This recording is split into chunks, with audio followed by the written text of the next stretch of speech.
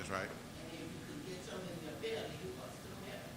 So, but the first time I watched this, without pumping water, I thought I was in here. I had a sink, because it was underwater for a little bit. You had to go out there and pump the water and watch it.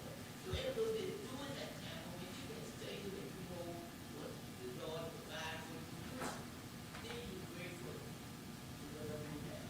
But one of those days, yes, only good seed. See, but today, and why I thought that was kind of a very good intro, what we get ready to talk about, because in the book of Isaiah here, Isaiah is going to dictate to us something that God is going to give to us that is better than what we just talked about. And you have to sit there and think about it. Something even better than all of those things that we just talked about, the life of the rich and famous. And Isaiah is going to point to, guys, guess what? You all haven't seen nothing yet. Nothing yet. So with that, we're going to move straight on into our lesson. Our lesson today starts off with the new heaven and a new earth. And this comes out of Isaiah, the 65th chapter, verse 17 through 19. And verse 17 reads as this: For behold, I create a new heaven and a new earth, and the former shall not be remembered, nor come into mind. 18.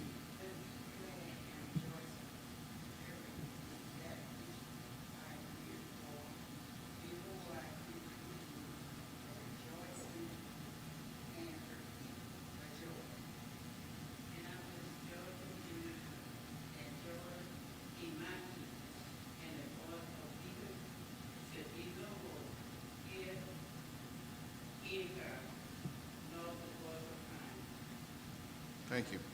So here, this lesson starts off where that's, to me, more of a look back a little bit from back in verse 65, 1 through 16, where God had already been talking to his people. And his people really was not really listening to what God was telling them. And God said he was ready to kind of like sort out the wheat a little bit, so to speak. So God would distinguish between those who were serving him and those who were serving other gods, because during that period of time, they were serving other gods. Those who turn away from God will be judged, but those who seek God will experience his new world, described now where Isaiah steps in. And Isaiah is trying his best. Isaiah was a prophet. Isaiah was trying his best now to convince these people, guess what? There's something better here for you all.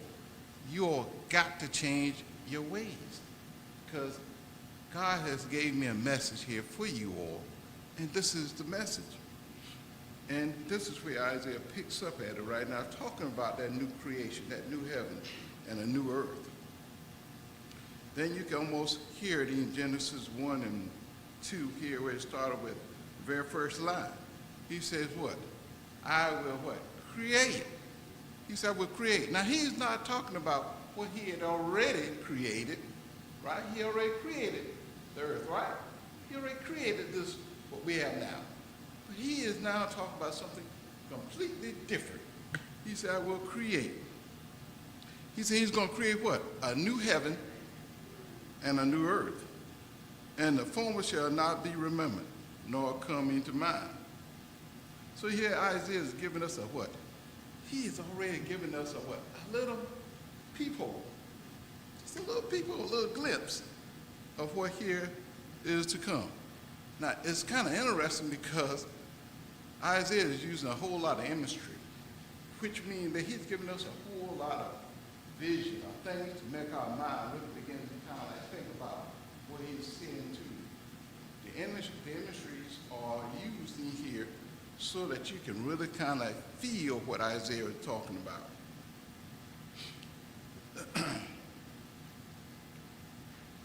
So when Isaiah was talking about the message that Isaiah was giving to the people in verse 1 through 16 to God's people, and how do you think the people reacted?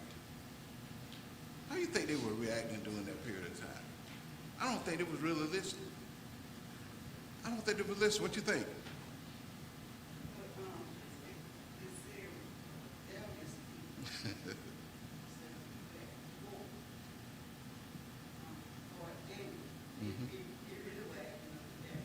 Yeah. It's really acting up during that period of time. So the lesson also talks about when God created this new world, what would happen to your memory? And huh? You won't remember nothing, would you? I thought about why would you not remember anything?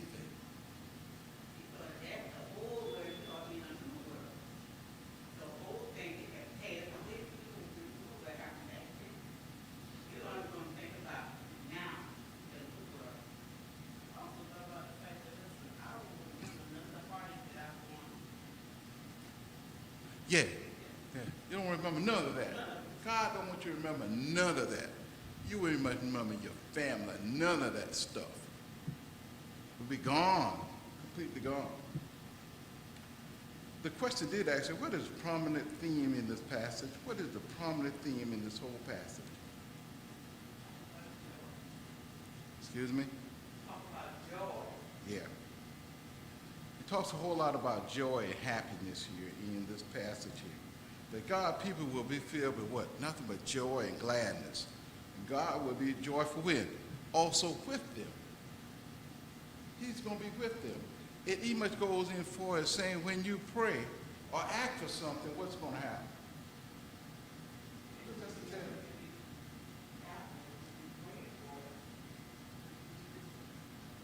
It's going to be given to you. But even much before it comes out of your mouth, what's going to happen? It's already going to be done. It's going to be already done.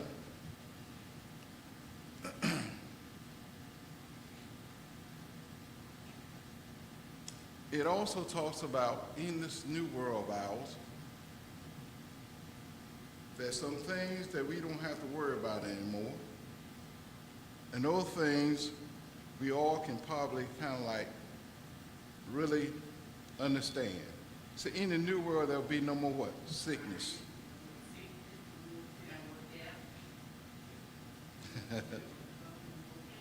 No more trouble, no more pain. It says in this new world, we would not have to worry about what? No more sadness. We would not have to worry about no more tears. All these things would be something of the what? Of the past. No more suffering, no more death will be forgotten. God's desire for his people is to be glad and rejoice forever. They will delight in what God has done. So this is where Isaiah now is trying to get them to see this new heaven that God is going to create. Now, to a person who is not a believer, I wonder, and they got all of this stuff that they got. They got service, they got money, they got everything. And they don't know God.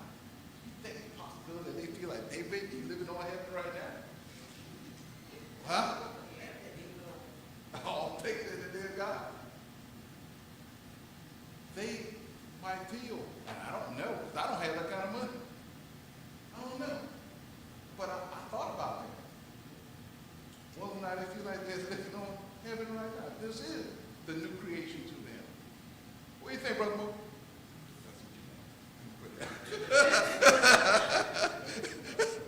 Huh? No, I was messing with your sister that. I was just throwing a little curve at you, man. But you know, you missed the curveball, so that's okay. You missed that curveball, so that's okay. You got you. All right. So now let's go into the next one. Yeah. I had a conversation a couple of years ago about the new heaven and new earth. And their form of their new heaven and earth is right here with the new earth. And you know, sometimes you can't really explain to anyone else the way you see things, the way they see things. But if you follow the Bible will tell you this is new heaven and new earth. But they sit there and say that, okay, you're in your new heaven and new earth right now. So that was an argument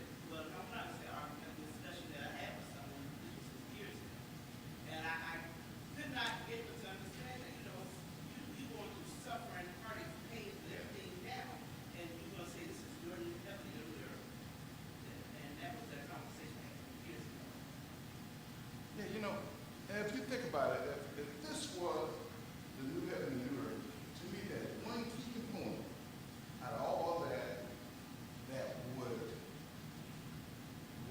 throw that thought pattern out of sync. Right? You get sick, you get well. They don't come. They come back. Right? What is that one key component that Antioch UME, even the new heaven that Isaiah is talking about, you don't have to worry about? It's that, because in the new heaven and new earth, we get that to the next one, but it's already there. It says, it tells us what? That there will be no more what? Death. No more crying, no more pain.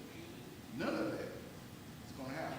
Even though there was one little portion here, since we already talked, we'll get to it again, but what stood out to me about this is it says that man will be like a tree. Like a tree. When it comes to live. Wow. Think about some trees that you have seen. They stood for how long? Ever. And some of them are still what? Standing. So that means you can be living. You're going to be living. All right, let's go on into the next portion of the lesson here before I get too far ahead, which I probably have already done. A New Jerusalem. This is Isaiah 65, chapter, verse 20 through 25. There shall be no more this, then as an, excuse me, there shall be no more then as an infant of day, nor an old man that hath not filled his day. For the child shall die and 100 years old, but the sinner being 100-year-old shall be accused. 21, please. And they shall build houses and inhabit them, and they shall plant vineyards. They shall not build and another inhabit. They shall not plant and another eat. For the days of the tree are the days of my people, and my elect shall long enjoy the work of thy hands. They shall not live in thee, nor be not bring forth trouble, for they are the seeds of the bliss of the Lord, and their offspring with them. And they shall come to the path that before they go out of the Amazon and fly they are yet deep out of here. The wolf and the lion shall be together, and the lion shall eat straw like a bullock, and thus shall be the serpent. They shall not hurt nor destroy in all my holy mountain, says the Lord. Thank you once again. So here now, Isaiah kind of like is moving forward a little bit deeper, I would say. The first thing that jumped out in this lesson here is start talking about Israel and the exile and how when they got exiled into the wilderness and they came out of it.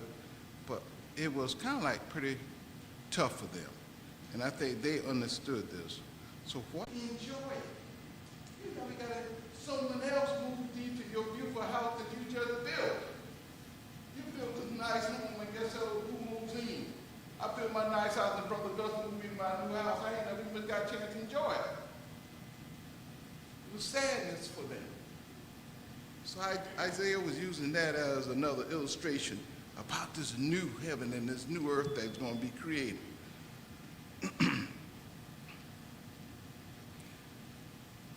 What was going to be different about the new heaven and the new earth? I know we already answered this, but I'm sweating out you were paying attention.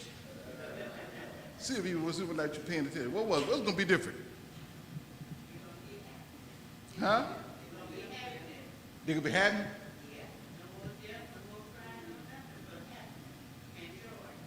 All right. I can take that. Okay. Everybody's going to live. I just talked about, I want one more. I just talked about that thing just now. Come on. What's the other one? What was the other one? No, we already got to know about death. You know about death. Come on, it was said it was, I just said it was about, you don't have to work, huh? None of their labor will be in vain. None of it was going to be in vain. That's what I'm looking for. They're going to build it, they're going to plant their stuff, and they're going to do what they enjoy. Enjoy it. All right. Now we're back on track. How is their new world and their relationship is going to be with God? How their new relationship is going to be with God when they make it there? They're going to be joy forevermore. I answered that one earlier too. Joy, he said it's going to be joy forevermore. There's going to be some other stuff there. That relationship between you and God then is going to be much more intimate. Yeah. Just like it is now, my relationship with God is such a relationship that no man can take it from me. I got that deep down relationship with God. Okay. And I got a good relationship. But it also says in here, also talks about, guess what? It's almost like before you even pray for it. He just won't be already heard it. He could be already saying, guess what? You don't have to go no far, my sister. Already done. You don't have to worry. It's already done. It's finished. But you know, the question to me, you want to say, okay, we know all about it. You told me all about this new world here where there's no more sickness, no more sadness, no more death. It's going to be nothing but happy more, forevermore. But the question in my mind, what do we do until then to make it to that new world? What do we do? Work on it. You can work on it. How you can work on it? It's to be turn around, new creature. People sit there and say, well, I'm waiting on God to come now. No, you got to wait for this black person in here until you get saved. You got to continue to work.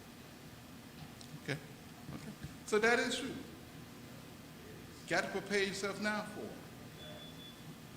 Because in this new world here that he's talking about, there's not going to be any more sin. There's not going to be any more sin. There's no more going to be no hatred anymore. Just imagine living in a world where there is what? No sin. What would it be like to live in a world where there's no sin? You ever thought about that? Imagine living in a place where there is no sin. Wow.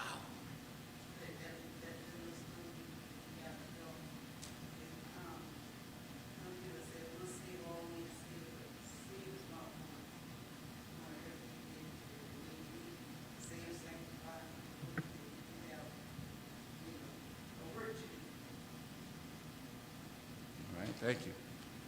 Here, this place is going to be perfect. The people in it is going to be what? Perfect. Everybody here is going to be perfect. Very interesting. The question here was posed of what would be different about this new heaven and new earth. And I'm going to just go ahead and read it to you. Everyone would live. No one life would be cut short. Everyone would live in the house they build. Everyone would eat the fruits of their labor. We talked all about that. And that's amazing. It says, how far does God's restoration extend in this new passage? How far does it extend? Does it only extend to us? Huh? All creation. It says to all creation. Now that is a very unique and interesting proposition here. It says to all creation. So it tells us here that about the animals will also be what?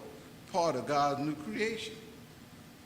And when it talks about the animals, did anyone see how this is going to unfold with the animals? How did Isaiah illustrate about the animals? How did he illustrate? They were eating straw, right? Okay. Listen, and they said what? The lions and everyone would lay down with other lambs. What would happen to the serpent? The serpent is kind of like an interesting creature, right?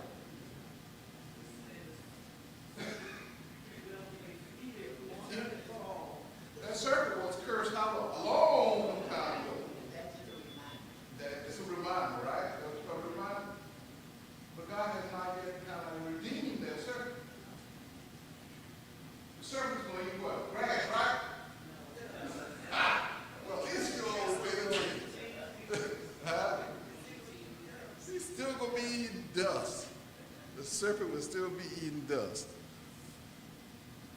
This lesson here, ladies and gentlemen, from Isaiah, illustrates to us that this new heaven and earth is what we should be what? Working toward. With these things that he is demonstrating here in this lesson to us, we all should want to be what? Be there. No more sickness, no more death, no more crying, no more weeping, no more mourning, no more pain in your back, no more headaches, you name it, it's all gone. All right? So with my conclusion, so Brother Moore will not ring the bell today, and I'm going to make it. Do you think we got a whole lot of work to do? What? We do? Why? Why do you think we got a whole lot of work to do? Do you think the church has got a whole lot of work to do? Why? I'm going to keep asking that question.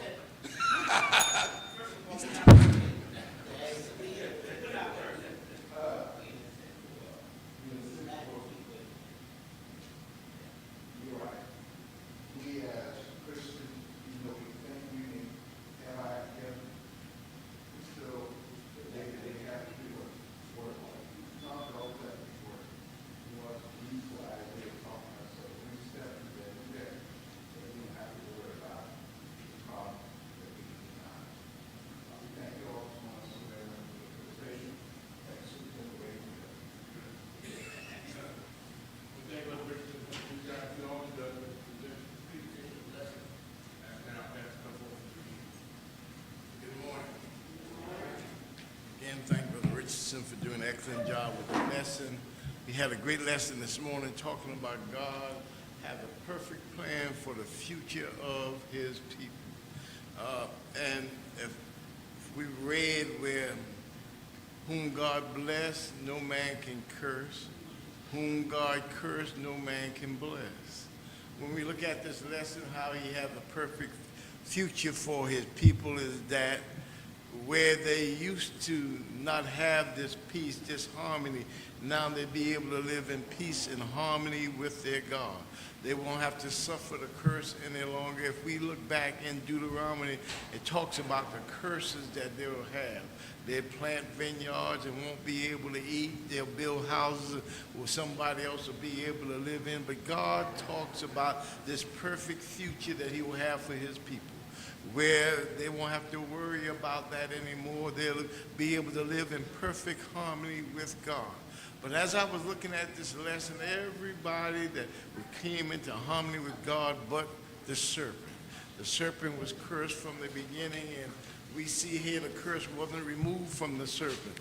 And that do you believe all of us going to be able to make it in? Why?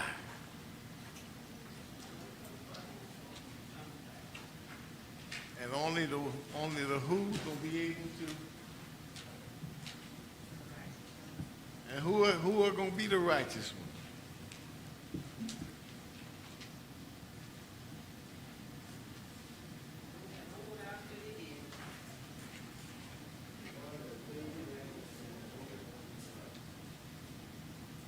He said, those that include your name shall be what?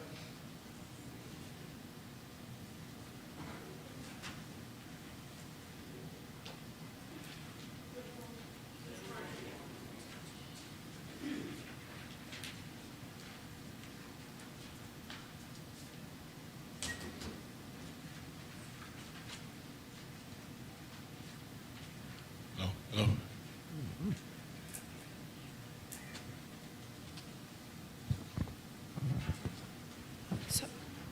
Good morning. Title of the lesson, A Day Like No Other. Title of the story, A Day Set Apart. Lesson focus, God gives us a special day to enjoy him. In today's lesson, we discuss God's commandments that the seventh day was to be a day of rest, but the Pharisees tried to keep God's 10 commandments and lots of other rules too. The Pharisees were upset by his teachings and what he was doing. They were looking for opportunities to accuse him of breaking the law. Jesus told the Pharisees that God wanted people to be kind rather than obey a lot of rules. And Jesus told them that he was the Lord of Sabbath. This meant he had authority over the laws about the Sabbath. The Pharisees' laws had made the Sabbath a time of rules, but the rules of the Sabbath were given to us by God to help us set aside time to be with Him. Key verse: remember the Sabbath day by keeping it holy. Exodus 20th chapter 8th verse.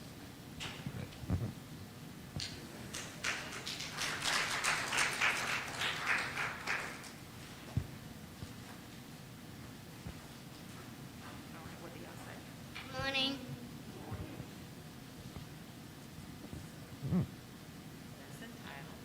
Lesson title: God's Special Day.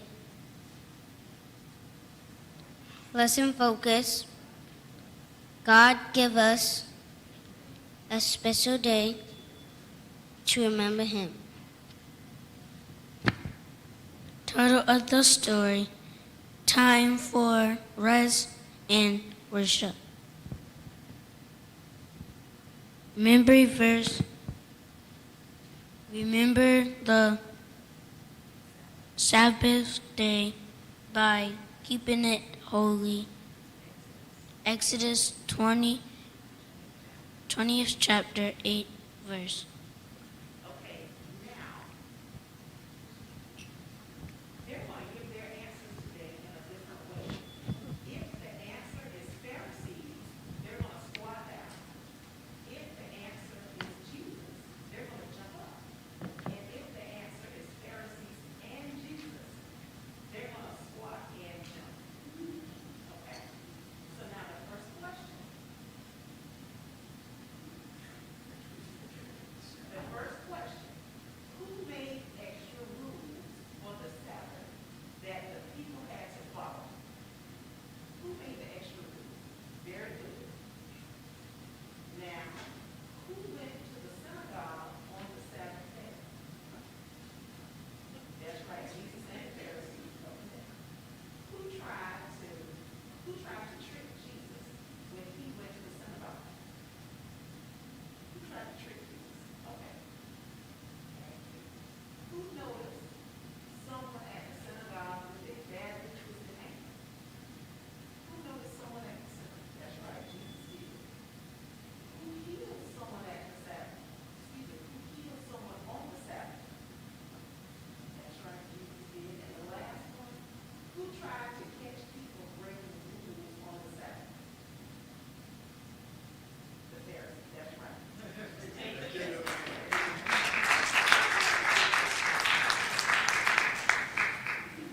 We want to thank